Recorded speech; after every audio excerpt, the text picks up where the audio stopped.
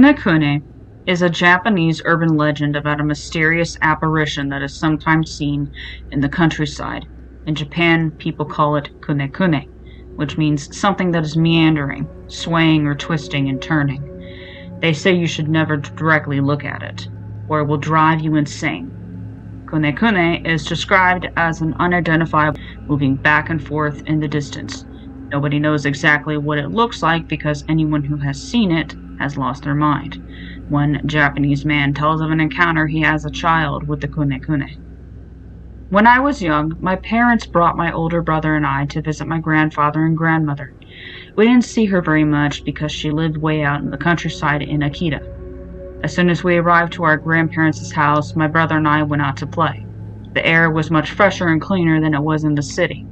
We walked through the rice fields, enjoying the wide, open spaces.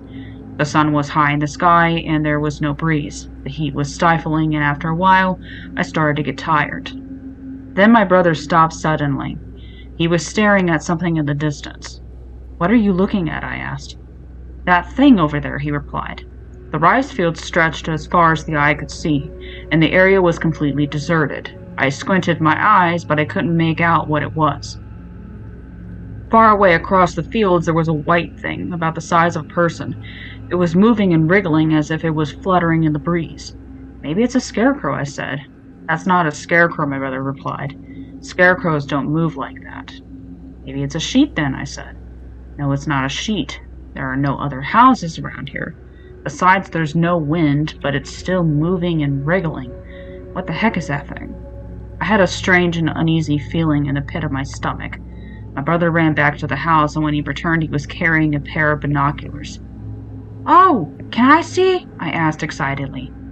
I made a grab for the binoculars, but he pushed me back. "No, me first," he said with a chuckle. "I'm the oldest. You can have a look when I'm done."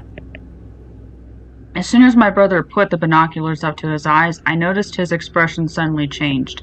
His face grew pale, and he broke out into a sweat. He dropped the binoculars on the ground, and I could see fear in his eyes. "What was it?" I asked nervously. My brother replied slowly, "There it is. There it is. There it is." It was not my brother's voice. Without another word, he turned and started walking back to the house. Something didn't feel right. With trembling hands, I bent down and picked up the binoculars, but I was too scared to look through them. In the distance, the white object was still twisting and turning. Just then, my grandfather came running over. "What are you doing with those binoculars?" he asked. "Nothing," I replied. "Just looking at that white thing over there." "What?" he shouted. "You shouldn't look at that." He snatched the binoculars from my grasp. "Did you see it?" he demanded angrily. "Did you look at it through the binoculars?" "No," I said in a meek voice. "Not yet." My grandfather sighed with relief. "Good," he said. "That's good." Without knowing why, I was sent back to the house. When I walked into the kitchen, everyone was crying. My brother was rolling around on the ground, laughing like a crazy person. He was on his back and his body was wriggling and twisting, just like the white thing in the distance. I couldn't understand what was going on. It was horrible to see him like that. I burst into tears. He wasn't my brother anymore. He had completely lost his mind. The next day, my parents decided to take us home. My grandmother and grandfather stood on their porch waving sadly to us as the car pulled away. I sat in the back seat with my brother wiping the tears from my eyes. My brother was still laughing like a mental patient. They had to tie him up to stop him moving around. His face was twisted into a wide smile. He looked like he was happy, but when I saw his eyes, I realized he was crying. It sent a chill down my spine. His cheeks were wet with tears, but he just kept laughing and laughing. My father pulled over to the side of the road and got out of the car. He took out the binoculars and furiously smashed them on the ground. Then, without saying anything, he got back into the car and kept on driving. Another Japanese man tells of his experience with the twister, Kunekune, when he was a young boy.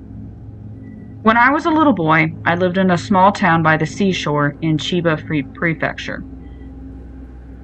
One evening, my uncle took me for a walk on the beach. As we strolled down the strand, I looked out to sea and noticed something white in the distance. It was long and thin and swaying back and forth. I wondered what it could be. "What's that thing in the sea?" I asked my uncle. He gazed at it, and I saw his eyes grow wide and his face turn pale. There was a terrified look in his eyes. He couldn't stop staring at it.